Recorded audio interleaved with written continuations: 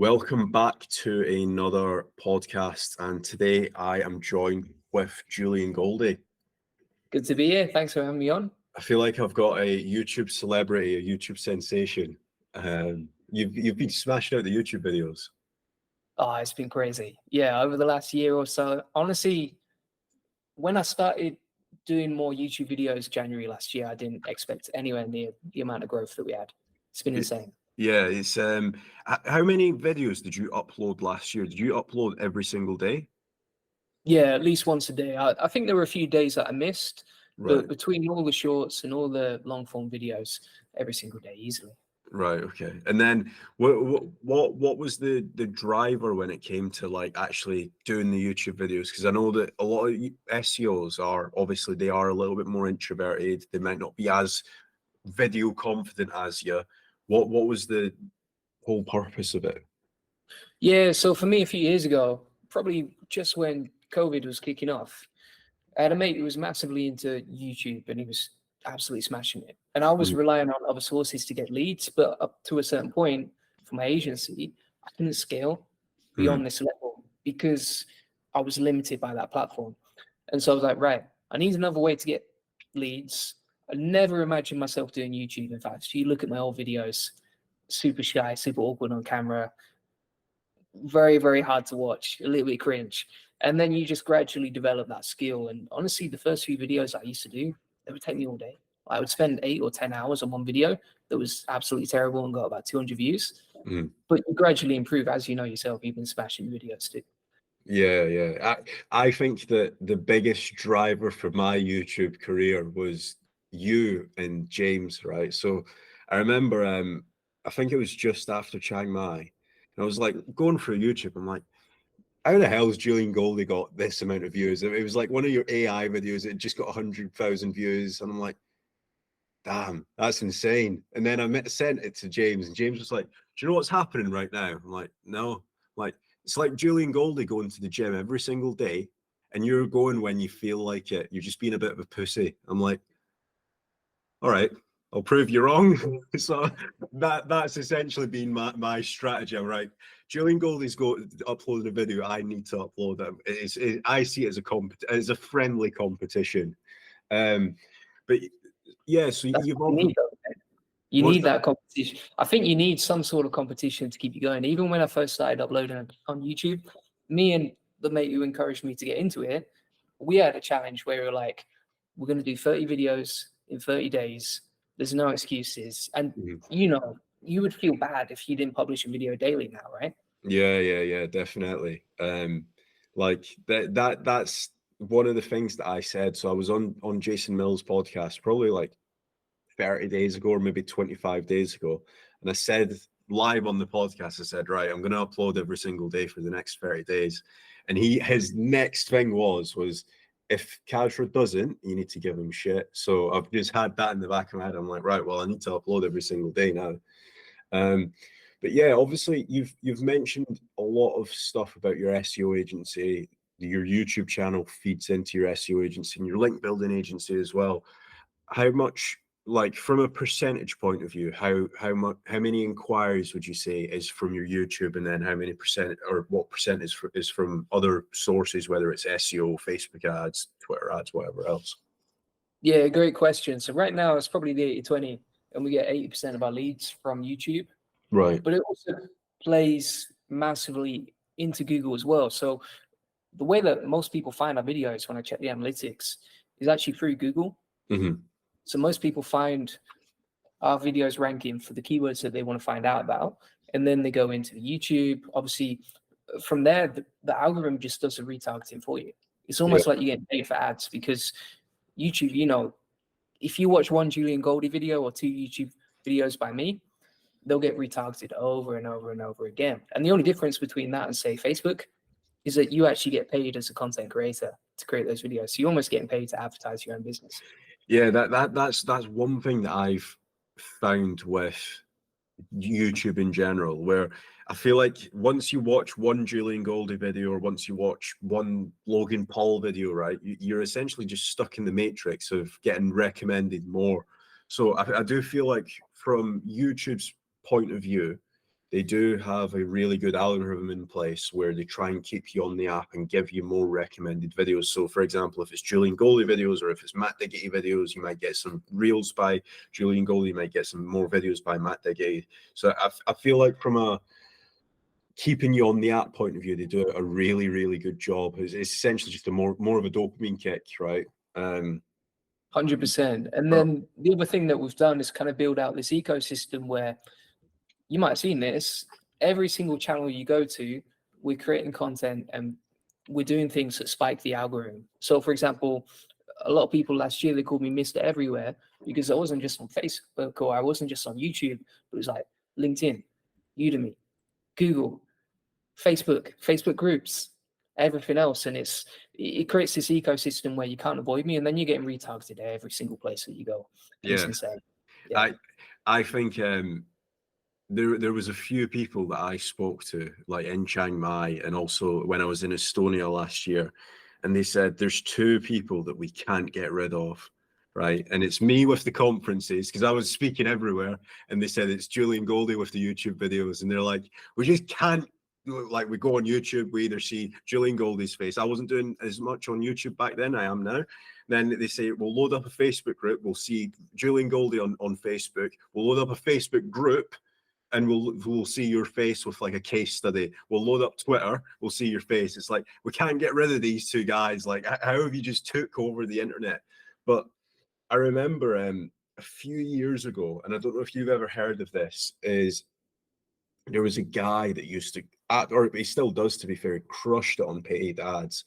And he said, for a brand to do well, or for, it doesn't need to be a brand, it could be a figure like ourselves, for someone to essentially be seen, you need to be omnipresent. So you need to be doing LinkedIn, you need to be doing Udemy, Facebook, Twitter, YouTube, TikTok. I don't know if you do many TikToks. I'm sure you probably will after I've mentioned it now. But like, if you can be omnipresent as much as you can, the first thing when people will want, or say for example, if somebody wants a SEO agency or they want a link building agency, but they don't have the money now, they might have the money in 3 months' time.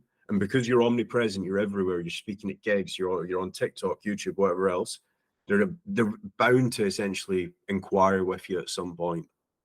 Yeah, it's just a matter of time, I would say. So, for example, we have a CRM where we can track all the activity of where our leads come from and who comes to the agency and that sort of thing. And one of the things I see all the time is not just that they watch the YouTube videos, but I see all the touch points across all the different social media channels that they're checking out.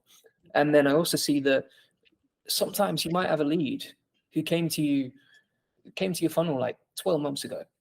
And then just one day out of the blue, 12 months later, 16 months later, they eventually buy with you or they eventually book in a sales call with you. And it's like, I don't mind.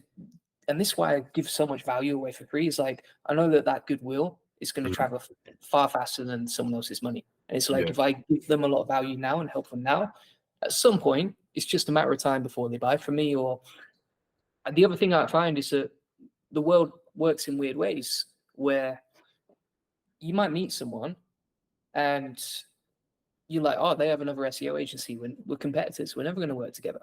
But actually, I would be wrong for assuming that, because there are so many different ways you can work together. That might be at their event. It might be creating a partnership together. It might be affiliating together.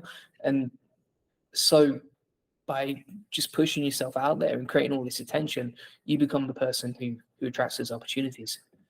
That's a really good point, because we're essentially competitors, right? And we probably speak, I would say, on a daily basis now, right? Whether it's like, I don't know, like geeking out about thumbnails or YouTube titles or whatever the case may be. So like we've got that side to us, but we also have the YouTube side to us where we have a friendly competition. And then we also have Topical Titan that's coming out as well. So that'll be interesting. Do you want to speak a little bit about that, or how much can we give away? That's the thing. Enough to get people engaged. Makes sense. Yeah. So we're creating a tool right now, and part of it will be leveraging AI, part of it will be leveraging humans, and basically creating a tool that easily automates or does for you the service of creating topical maps, right? And this is probably one of the biggest things that people know about and they know they should do, but they either don't have the tools, the resources, or the skills, or the time to do it themselves. And it's a massive opportunity I've seen where I've done it before. We've built out brand new sites, DR zeros that rank within 20 days because we're using that topical map strategy. And it's such a powerful cheat code, especially when most people struggle with link building, and this is another way to overcome that. Yeah, definitely. Like I was actually speaking to James on this like a few weeks ago, and I said there has to be a better strategy going forward for your content plan, because, for example, you've seen it yourself where people will literally just plaster 6,000 articles with AI and there's not any form of direction to it. And I feel like that's right now is what's essentially missing with the actual AI, the mass AI article producers. It's just a massive flaw at the minute. I would probably say, and like what you said before, like obviously you've tested out different strategies, and the best game plan I would probably say right now, especially going into 2024, is having a proper topical map for your website that is actually optimized for the end goal, which might be like one or two keywords. So yeah. The other thing that I see a lot as well is that it's so easy to create content that people just literally download all those keywords and plug them into an AI content tool, like, for example, auto blogging. But they don't realize that they're cannibalizing that keyword like 50 times over, and they've spent their money on creating duplicate content because the keywords are slightly different. And there's no real solution to that I've seen right now. So I think it will save a lot of time, and it will save people money in the long run because they're not creating duplicate content and they're not creating pages that compete with each other and make it very messy for SEO. Do you know what? It's actually interesting you say that, because there's obviously I've been doing a lot of consultancy calls, and some guys have been using AI content writing tools, and some guys have actually just been using actual genuine content writers. And one of the biggest issues that they have is actually duplicate content, where they haven't been grouping their LSIs and their entities onto certain pages. So for example, best SEO company and best search engine optimization company, they need to be on the same page. Now, a lot of high level SEOs were probably listening to this and they're thinking, that's like SEO 101. Why would you have two separate pages? But again, from a blogger point of view, or from an SEO beginner point of view, quite a few people would think that they need different pages for that. So we're just trying to cover all bases, and when we are speaking about SEO in general. There's some of these beginners as well, they can't afford to pay for, say, a keyword clustering tool that costs $1,000 a month, or Ahrefs where you click anywhere and you lose credit. So I won't go too much into that. Yeah, it's I recently had to upgrade my package, and I was already on quite a high package, and I'm like, oh god, I'm going to need to remortgage my house soon. So yeah, what's some goals you have for 2024? So for me, one of the biggest ones was launching a tool this year. Definitely want to do that. I want to keep scaling the agency. I won't say the exact figure, but I would like to add 2 or 3 million onto the agency revenue figure this year. And I've got an exact step-by-step plan of how we can do that as well. And build out the portfolio of sites that we have. So we've already got 100 sites. We just need to monetize them better because they're already ranking, and turn them into sellable assets. Right. Yeah. That sounds like some good business plans. Have you got any like personal goals as well? I mean, do you know, I'm very, very essentialist. So for me, I know that I can't do everything. And previous years, usually what I did was I would set a load of personal goals. For example, maybe launching music on Spotify, or doing stand-up comedy, or even, singing and performing live music every single week.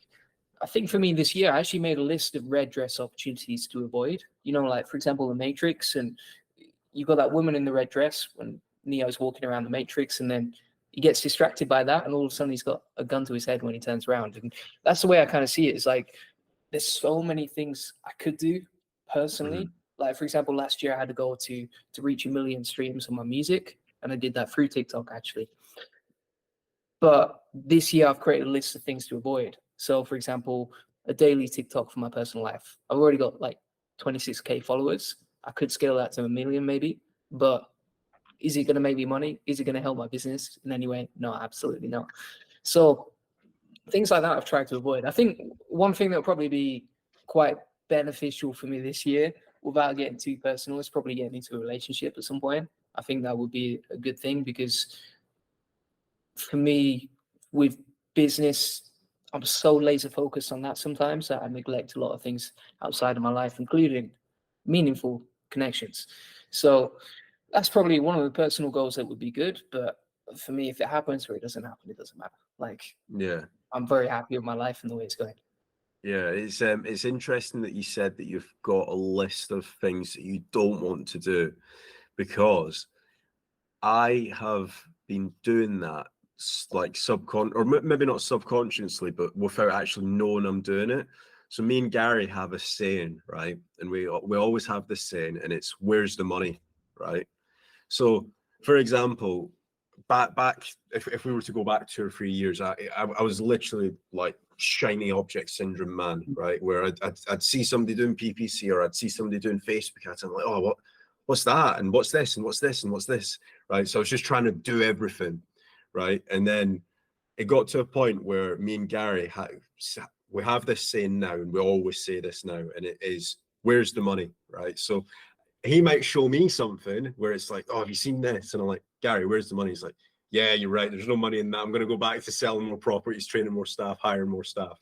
I might go to him and show him, like, I don't know, a really cool AI website, but it's just not monetized at all. And I'm like, and he might say, Kaz, where's the money? I'm like, yeah, you're right, there is no money. Back to selling more links, back to selling more, doing more videos, whatever else, right?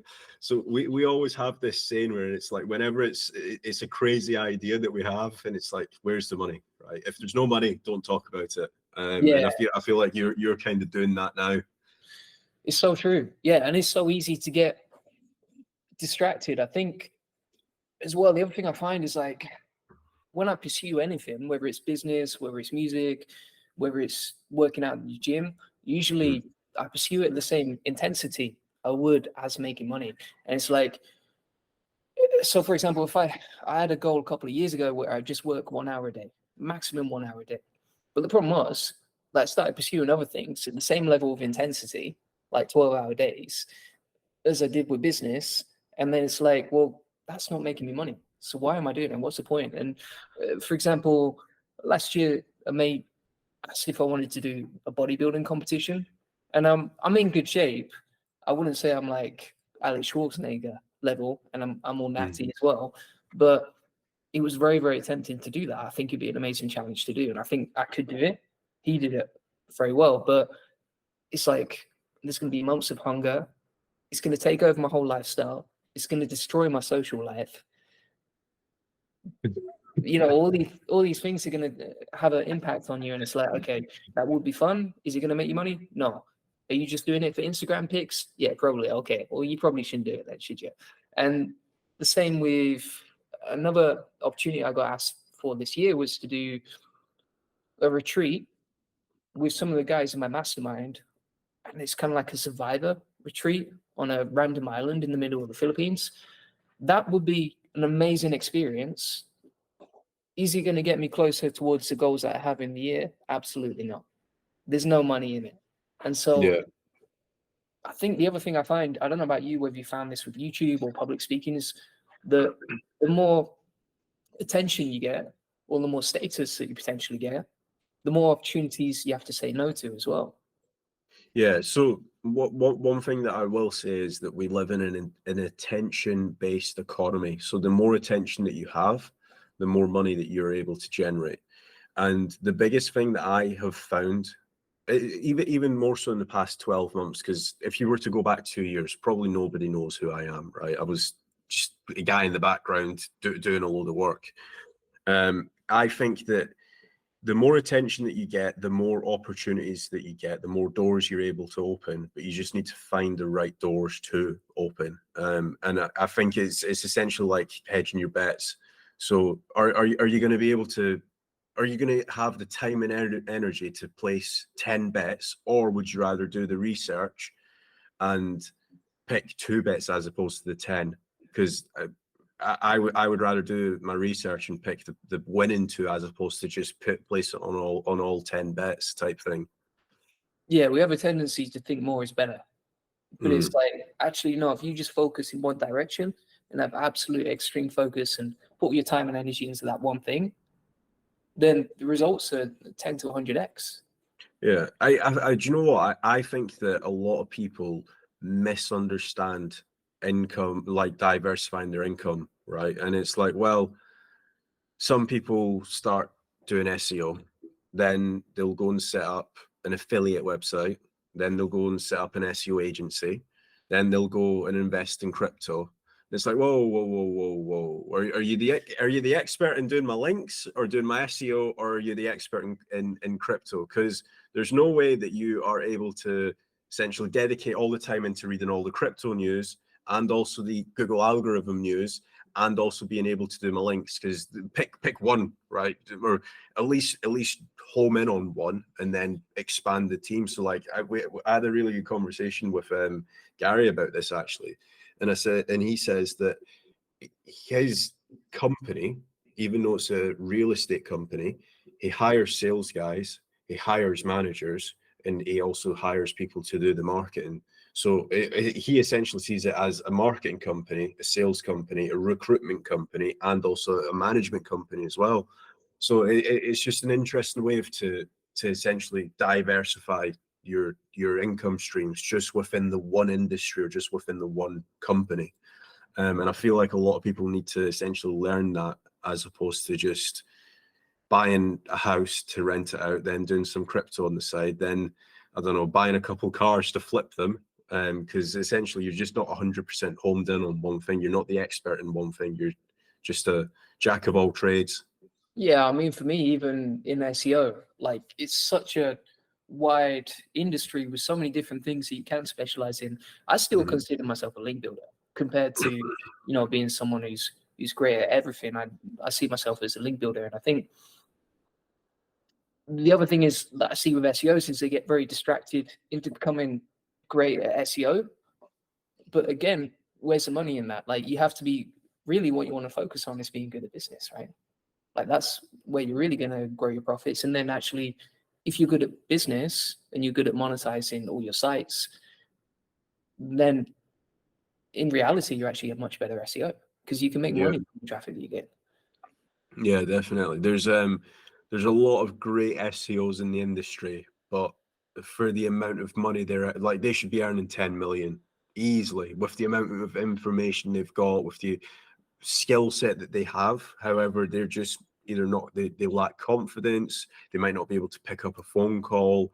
They're just introverted at times. And it's like, if they were to just break past that, get out their comfort zone, they would literally dominate Google. They would dominate Google, and they would have the biggest bank balance ever. But again, it's their comfort zone type thing that we were obviously talking about before.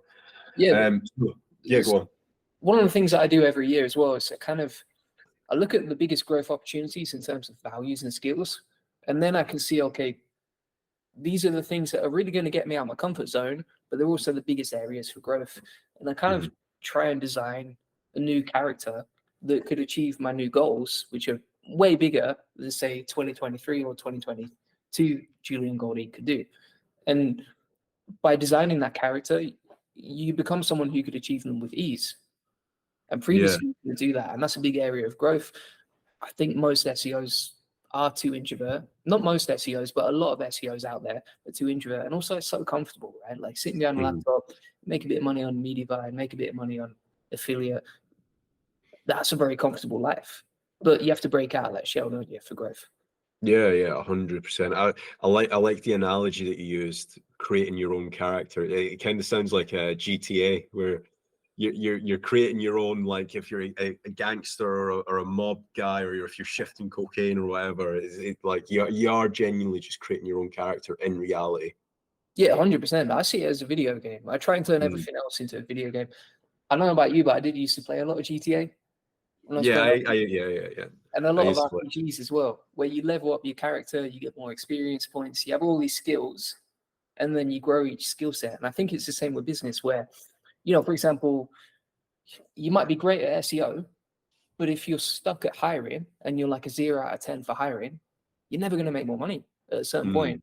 And that's a massive, massive problem. So it's like, okay, well, Julian Goldie, the next version of me, I know that sounds weird, but the next version of me, he has to be great at hiring. He has to be great at leading people and selling the vision that we're trying to achieve long term. Yeah, that's super important, especially if you're trying to grow a business and it's not just a one-man band as well. So one thing I want to look back around to is the SEO agency, because obviously you've been able to grow that massively.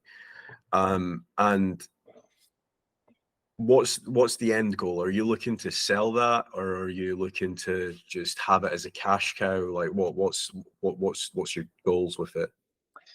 It's a tough one now. I've looked into selling it. I think that I would have to separate the personal brand from the actual agency.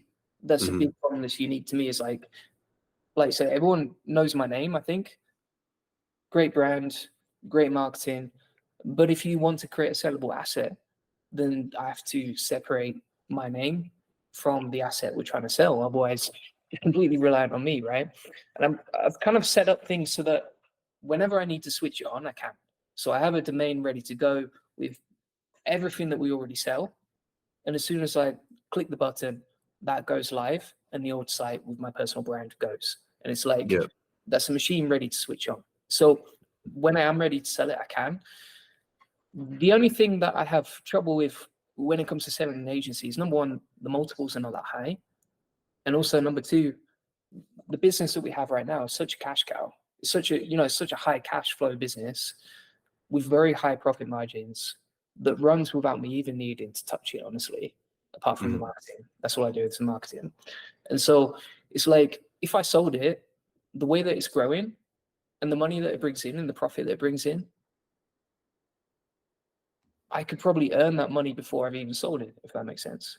You know, so like if I agreed to sell it for, I don't know, 2 or 3 million or more, then actually I could earn that in the space of time that it actually took to get a bid or to sell it or to turn it over. And then, of course, once you sell it, you've got these earn-out clauses, particularly with agencies, where for a business like mine, they want me to stick around for 12 months or 16 months. Yeah. And then you're kind of tied into golden handcuffs and you can't grow the other projects you want to. So I would love to sell it at some point, but at the same time, it's such a great business. It's such a boring but great business, and it's growing like crazy. And the whole growth that I've seen, particularly because it is tied to my name, I absolutely love. Like, it's so much fun. Like, to see Goldie Agency put on the map, to see even my family name out there so much, it's fantastic. Yeah. Whenever I think of Julian Goldie, I think of the SEO with like the AI tricks that's also got like the agency, and it's very hard for me to see doing something else. Like, I remember when Gary was selling his agency, is I could see him selling like real estate, right? I could see him in different avenues, like potentially selling PPC or just doing something else outside the Get Me Links. And then obviously when he sold it, it wasn't, he had the opposite to you. He says, no, I'm done with SEO. I want to move on to the next thing. So you're kind of the polar opposite, where you're like, no, I quite like doing SEO. I feel like you're looking to essentially find like the next hack, whether it's with ChatGPT or whether it's content or topical maps or whatever the case may be. So yeah, it would be weird to see I don't know, like suited and booted up selling properties in Bangkok, for example. So yeah, I could definitely see you sticking around for maybe 2-3 more years in the SEO game. The other thing that I see as well is there's such an opportunity for me to build out an ecosystem, right? So because we get so much attention, But because we don't just focus on links, we focus on SEO. It's like you can build businesses that could monetize each vertical of that. Like people, for example, like Matt Diggity, he's done an absolutely amazing job on that. James Gooley as well, tycoon, right? So I think there's so much more opportunity for growth. And if I was ever at the point where I'm like, do you know what? I either don't have the time or energy or interest to scale this, then I would get out. But right now it's like, well, you've got an SEO mastermind, you've got an agency mastermind, you got a link building business that also sells content. It's like there's other things that you could do to monetize that, and it all works together as an ecosystem. And if you can keep compounding on the growth of your brand, there's so many opportunities. Yeah, definitely. There's I don't know if you've heard me speaking about this before, but before I knew everyone in the SEO industry, I asked this one guy that, like, what's the most expensive part to SEO? And back then it was more so the link side of stuff. And I would probably say content's kind of creeped up on the actual pricing. But back then, this must have been like 5 years ago when I was first getting into SEO, 5-6 years ago. I said, right, I have this vision of setting up dash PBN, dash guest posts, or dash links, dash content, dash web design, and dash SEO. I wanted those 5 verticals to essentially be able to fulfill everything. And it sounds like you're essentially trying to do the exact same thing. Like we probably have a lot of those things ticked off now. There's obviously there can obviously be a few more, for example, an AI content writing tool. But yeah, I feel like once you have every single vertical, that's when you're running at full capacity. Yeah, exactly. And they all interlink together, right? Yeah. Someone who buys PBNs will potentially buy outreach links or SEO audits. And so it's kind of like a positive feedback loop.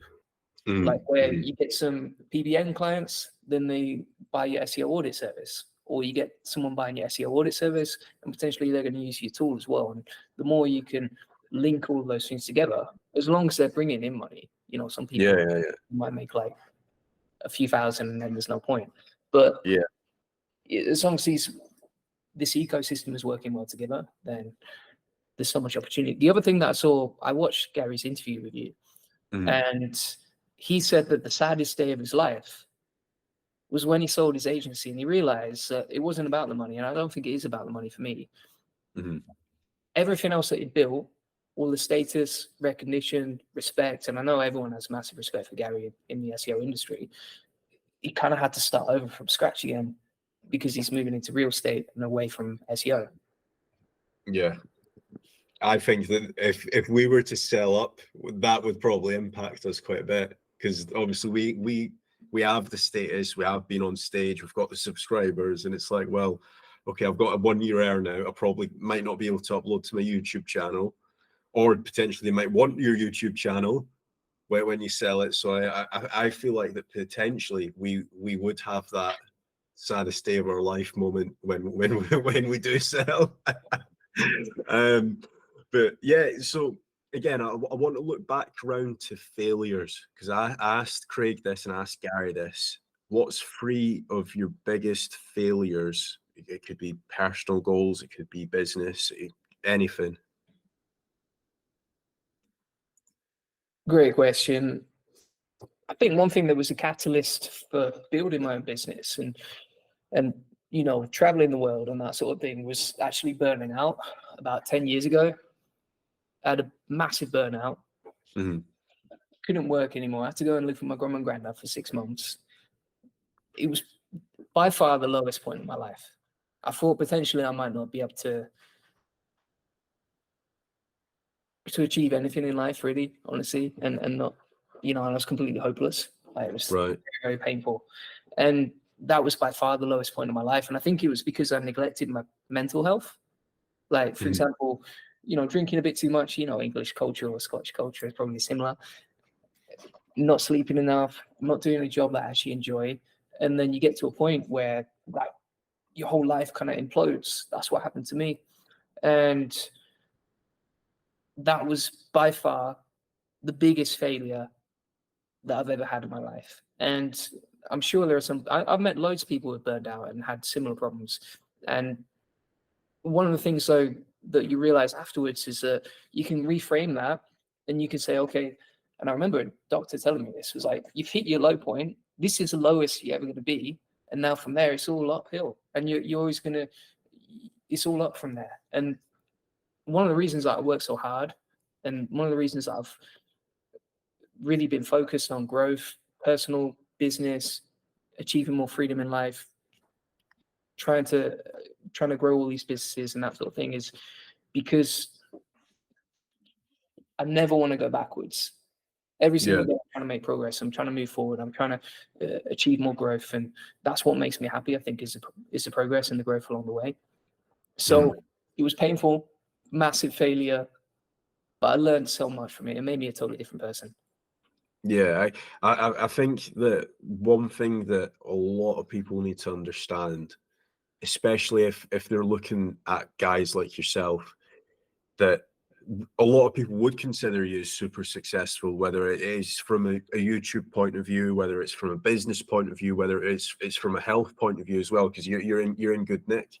But one thing that people need to realize is that it's not all sunshines and rainbows. Like, there has definitely been a lot of dark days. Like, yeah, I've got a lot of scars, as James would say, where it's like, I don't know, you've potentially had, like, I don't know, days where you might have thought you might need to get rid of your staff, right? Or potentially you might think you might have a copyright strike on your YouTube channel, like, oh my God, I'm going to lose my YouTube channel. Or your Facebook ads accounts went down. Or I don't know, you missed a day in the gym and you're like, you're absolutely despising yourself for it. So it's not just like, don't just look at Julian Goldie, the 6 or 7 figure SEO agency owner that has literally just been on an upward trajectory, because you definitely, I like, without even speaking to you, or without even speaking to business owners that have really successful businesses, I know that their growth has probably been like this, and it's just had a lot of ups and downs. Yeah, 100%. And there's loads of ups and downs along the way. There's a lot of dark days. I mean, even now, it's not like everything is easy. There's some days where I sit down, I'm absolutely exhausted, and I'm just like, I don't want to do this YouTube video. And then I'm like, oh, actually, I got that agreement with Kazra to do 2 videos today, so we're going to get it done. But it's those sort of situations where even today, you have to go way outside of your comfort zone. You have to push harder than ever. I think that, you know, the game that you play today has to adapt tomorrow, right? It's not like you never stand still. And you just have to kind of learn to love it as well. It's like, okay, that's painful. You know, public speaking, scary thing. Reaching out to clients, you get a lot of rejection. There were dark days where the business wasn't profitable, and I totally mismanaged everything. I have to learn from that, and my pride takes a bit of a hit. But these are all like growth opportunities, and as long as you can learn from them, and as long as you don't make those same mistakes again, then actually that bit of pain that you had, you should learn to love, because, you know, on the other side there's gold. Yeah, definitely. Like, I don't know if I've mentioned this to you, but we actually have a WhatsApp group, me and a few friends, and it's called the Biggest Failures group, right? But so from a young age, we have been taught to not fail, right? So, for example, if you were 18 now and you said to your mum and dad, listen, I'm going to go and set up my own business, naturally, what a lot of parents would say is, oh, Julian, what if you fail and you need to remortgage your house, you need to sell your car, you need to move back in with us, type thing, right? And naturally, we've been ingrained to think failure is a bad thing. However, failure is actually, it's when you actually learn the most. So we've created this WhatsApp group, and we essentially turn a failure to a positive. So, for example, one of the guys might say, oh, you won't believe what happened to me. I approached this girl at the bar, and she rejected me, right? And then our goal is to try and one up him. So, for example, if he said that, the next person might be like, oh, you won't believe what happened to me. I completely messed up this sales call and I've lost a $6,000 a month client, type thing. So it's all about like trying to one up each other. And then essentially you're kind of like laughing at the failures, and you're like, right, okay, well, why did that girl reject you? Or why did that client not sign the contract? You're trying to actually dig in and try and realize the why and the how, as opposed to just essentially saying, oh, look, Julian Goldie just got rejected by another girl type thing. So it's all about understanding the why. That's such a great idea, man. The other thing that we do on our weekly team calls is we have a part at the start where we share our wins. So we each go around and share the wins for the week. But then we also share a mess up of the week, and we all just have a laugh. And you got to laugh these things off. You know, it's totally fine. It's fine if you make mistakes. Like, you're probably going to learn something from it. You make far more money from the mistakes that you make than you do from the successes, because you learn, okay, that didn't work. I'm not going to do that again. Yeah, and it's good if you can laugh them off. You're not taking them too seriously. That's the best, man. Yeah. I mean, for example, rejection in all areas of life, you're gonna experience that pretty much every single day, aren't you? So, my whole perspective on rejection now is, again, if you'd spoke to me 2 years ago, I'd be terrified to go and speak to a girl, right? Because I'm like, oh, well, what if she says no, or what if this, what if that? Now I'm like, I'll go and speak to anyone. I don't care.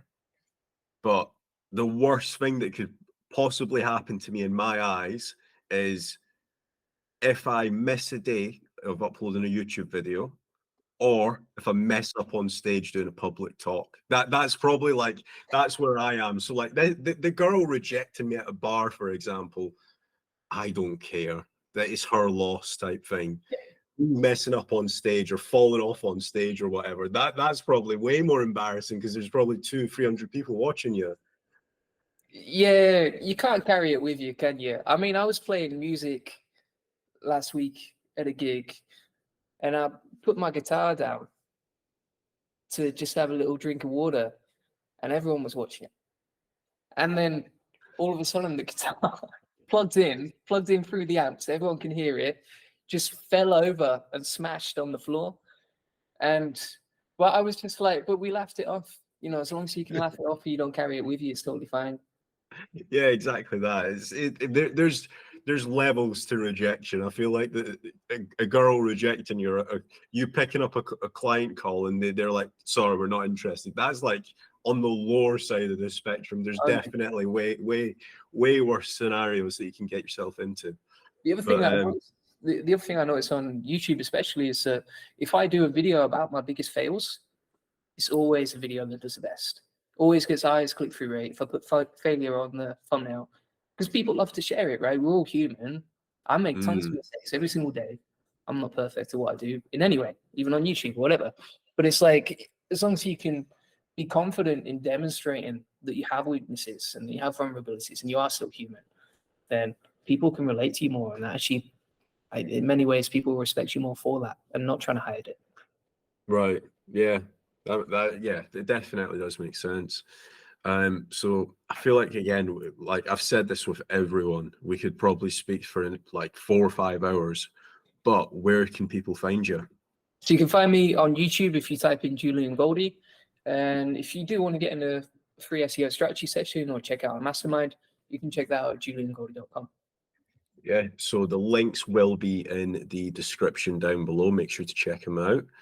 And I will probably see you very soon in Saigon, I believe. Yeah, not long now. Yeah. Yeah. Looking forward to it. Right. So thanks for coming on. Thanks so much. Cheers. Cheers, bud.